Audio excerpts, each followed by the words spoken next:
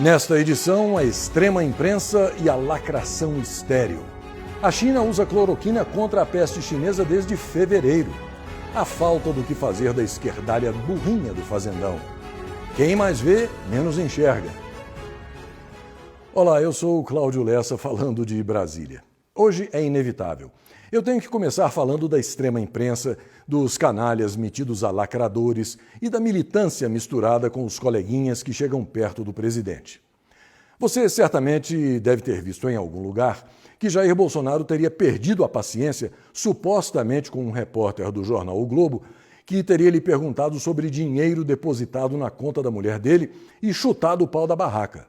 Vontade de encher tua boca com a porrada. Lateral aqui.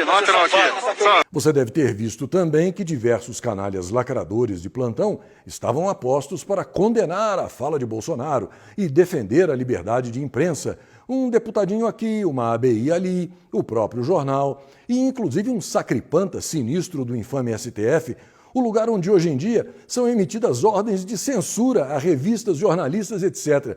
O engraçado é que ninguém mostrou a pergunta do repórter, só a resposta do presidente.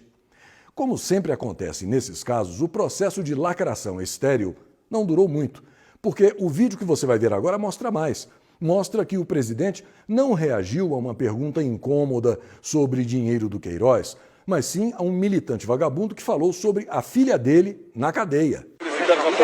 Vamos visitar nossa filha na cadeia. Presidente. Vontade de encher tua boca com a porrada. Lateral aqui. Só, na lateral. Você pode argumentar que o presidente saiu da linha, deveria ter sido mais comedido, o que for. Mas cada um é cada um, e cada um reage às coisas da sua maneira. Ou seja, quem fala o que quer, ouve o que não quer, às vezes até do presidente da República. E já que eu mencionei o Queiroz, eu preciso dizer aqui para você que eu acho o Queiroz um absoluto incompetente. Passou um tempão para ganhar R$600 mil vendendo carros, enquanto Marisa Letrícia juntou 13 milhões de reais vendendo produtos da Avon. Nem se compara. Por falar na Globo Lixo e no Jornal do Grupo, o presidente disse pelo Twitter que aguarda explicações da família Marinho sobre a delação de Dario Messer, o doleiro dos doleiros, que revelou um esquema milionário em dólar entregue a integrantes da Rede Globo desde 1990. Após a delação, a hashtag Rachadinha da Globo chegou ao primeiro lugar no Twitter. A imprensa do Fazendão só divulgou agora, mas a verdade é que a China já utiliza o fosfato de cloroquina para tratamento precoce da doença do vírus chinês desde o mês de fevereiro deste ano.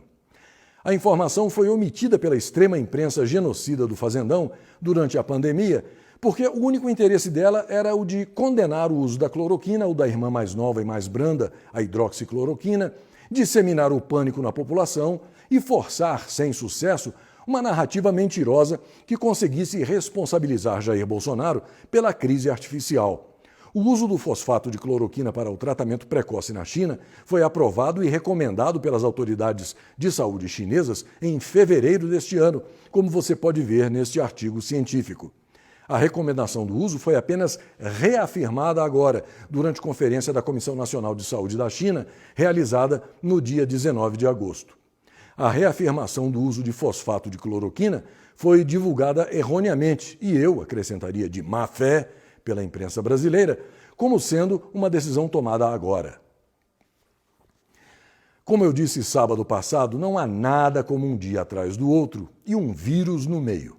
O presidente Bolsonaro voltou a defender a maior abertura da economia para evitar o aumento do desemprego, lembrando as palavras dele em março e cutucando o comunistinha etíope capacho da China, o sem-noção Tedros Adhanom, da Organização Mundial Sem Noção, que 5 meses depois veio a falar o mesmo que o Bolsonaro. Você se lembra, em março deste ano, quando eu disse que tínhamos 2 problemas graves pela frente, o vírus e o desemprego, e que ambos deveriam ser tratados simultaneamente e com a mesma responsabilidade? Não é apenas a questão de vida, é a questão da economia também, é a questão do emprego. Se o emprego continuar sendo destruído da forma como está sendo, mortes virão, outras por outros motivos. 5 meses depois do meu pronunciamento, o senhor Tedros Adhanom, diretor-geral da OMS, afirma que saúde e economia são inseparáveis. Do not need to choose between lives and livelihoods. Não precisamos escolher entre vidas e bens, ou entre saúde e economia. Estas são escolhas falsas. Pelo contrário, a pandemia é a prova de que saúde e economia são inseparáveis.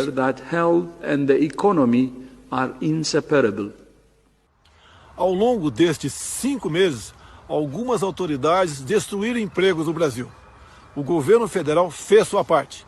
Criou meios para que pequenas e médias empresas conseguissem manter seus empregados, bem como criou o auxílio emergencial de R$ 600, que durou por 5 meses.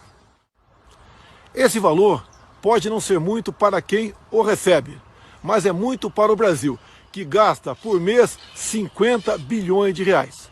O momento é de abrir o comércio com responsabilidade, voltar à normalidade e resgatar os empregos.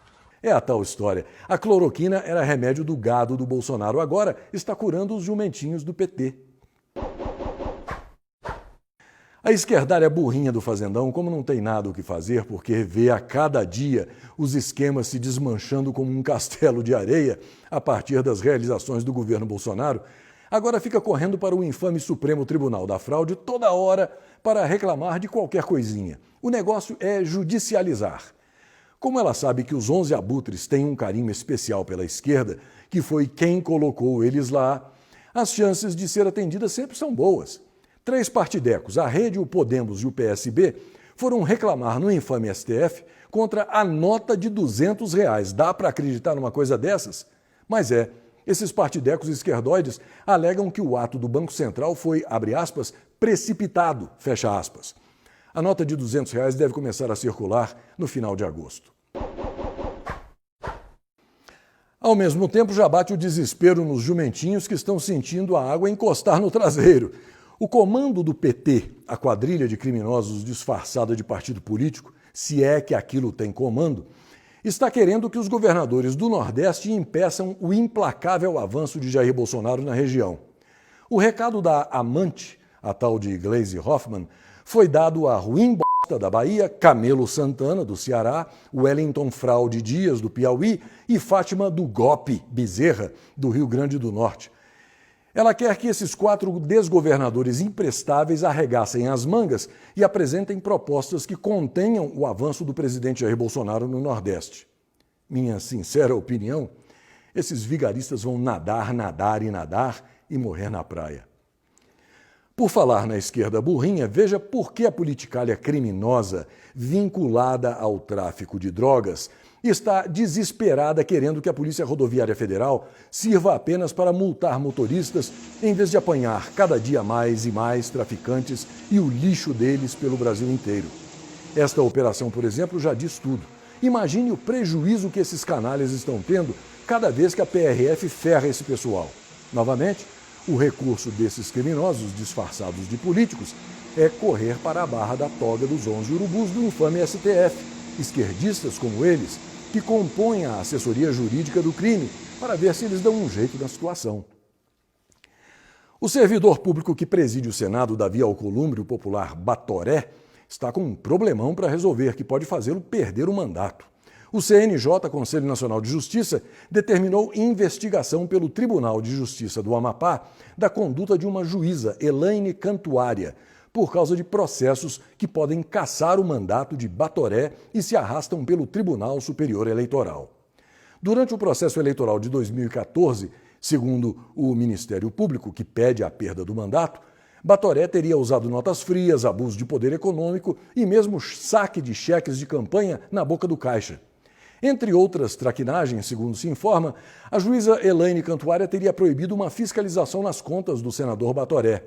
Acontece que a família da juíza tem vínculos de amizade íntima com ele e a filha dela fez campanha política para Batoré. A pergunta que vale um mandato é: como é que vai agir o Tribunal de Justiça do Amapá nesse caso? Num rápido giro pelas manchetes de hoje, mesmo em meio à pandemia entre março e julho, o Brasil viu 600 mil trabalhadores se tornarem microempreendedores, um crescimento de 20% em relação ao mesmo período do ano passado. A cúpula econômica do governo federal está sinalizando que a reforma administrativa será enviada ao Congresso Nacional até outubro deste ano. Pela 8ª vez este ano, o mercado financeiro, por meio do relatório Focus, melhorou as estimativas do Produto Interno Bruto para 2020. O cálculo agora está em um tombo de 5,46%. Para 2021, a expectativa de crescimento do mercado financeiro se manteve nos 3,5%. O governador de São Paulo, João Dória, deu um calote de 10 milhões de reais no consórcio Expresso Monotrilho Leste, que realiza as obras da linha 15 Prata do metrô de São Paulo. Com isso, até 120 funcionários estão sendo demitidos a partir de hoje. O INSS autorizou hoje a antecipação das parcelas do auxílio-doença por 60 dias. A solicitação deve ser feita via o aplicativo Meu INSS. O segurado pode requerer a antecipação até o dia 31 de outubro. A deputada federal Flor de Lis foi denunciada como mandante do assassinato do marido, o pastor Anderson do Carmo. Os investigadores afirmam não ter a menor dúvida quanto a isso. Flor de Lis deverá ser expulsa do PSD e poderá ter o mandato cassado, além de responder por homicídio triplamente qualificado. Ela só escapou da cadeia até agora por causa da imunidade parlamentar. Agora, atente bem para o que está ocorrendo na nossa frente e ninguém presta atenção. Um caso clássico de quem mais vê, menos enxerga. O sinistro moleque Celso de Mello está completando 75 anos em novembro. Marco Aurélio Mello, o primo, está com 74. O sinistro KGB Lewandowski está com 72. A oxigenada sinistra Rosa Weber tem 71 anos. O sinistro Luiz Fux, com aquelas madeixas artificiais, está com 67 anos. A sinistra Carmen Lúcia tem 66 anos. Gilmar Mendes, vulgo Laxante, Beisola ou Sapão, está com 64 anos. Edson Fachin, o popular Carmen Miranda, tem 62, a mesma idade que o colega dele, Luiz Roberto Barroso, o popular Lulu Bandeja. Pois bem, vamos a algumas certezas e a algumas suposições. Neste mandato, Bolsonaro emplacará 2 juízes nos assentos de Celso de Mello e Marco Aurélio Mello. Se Bolsonaro for reeleito, ele vai emplacar mais 2 juízes nos assentos de Rosa Weber e KGB Lewandowski. Agora, se a PEC da Bengala, que atualmente estabelece que a aposentadoria deve ser aos 75 anos, for revogada, fazendo com que ela volte a ser aos 70 anos, Bolsonaro também escolherá novos juízes para os lugares de Luiz Fux, Carmen Lúcia e Gilmar Mendes. O sucessor de Bolsonaro colocará 2 juízes nos assentos de Edson Fachin e Luiz Roberto Barroso. Em outras palavras, se e somente se você associa 2 coisas, a reeleição de Jair Bolsonaro com a revogação da PEC da Bengala, em pouco tempo 7 dos 11 sinistros do infame STF serão trocados. O sucessor de Bolsonaro trocará mais 2, ou seja, 9 dos 11 infames integrantes do time que reduz o STF a pó de traque. E como sonhar não custa nada, se você associar ainda o impeachment de Lex Luthor de Moraes e Dias Mefistófele, todos os 11 sinistros do Supremo Tribunal Federal, que a essa altura eu espero que deixará de ser infame, terão sido trocados em apenas 8 anos. Todos eles sabem disso. Todos eles fazem parte de um movimento calhorda e antipatriótico de transformar o Brasil numa Venezuela, ou numa Argenzuela, ou Brachina, ou Cu-Brasil. E estão desesperados, pois estão vendo o tempo passar. A mim, me parece que, a esta altura, a primeira tarefa de todo cidadão de bem é trabalhar para conseguir a revogação da PEC da Bengala. A revogação tem que ser conseguida por meio de pressão incessante sobre os parlamentares, deputados e senadores. Telefonemas, e-mails, corpo a corpo, o que puder ser feito. Ainda falta muito tempo para as eleições presidenciais, portanto não é hora de falar nisso por enquanto. É hora de se concentrar na revogação da PEC da Bengala. E mais uma coisinha, depois que toda essa tempestade provocada pela empulhação da peste chinesa passar, nós certamente teremos aprendido uma lição para nunca mais esquecer. A de que os políticos são capazes de matar a população a sangue frio, sorrindo por detrás das máscaras, para tomar o poder. Até a próxima.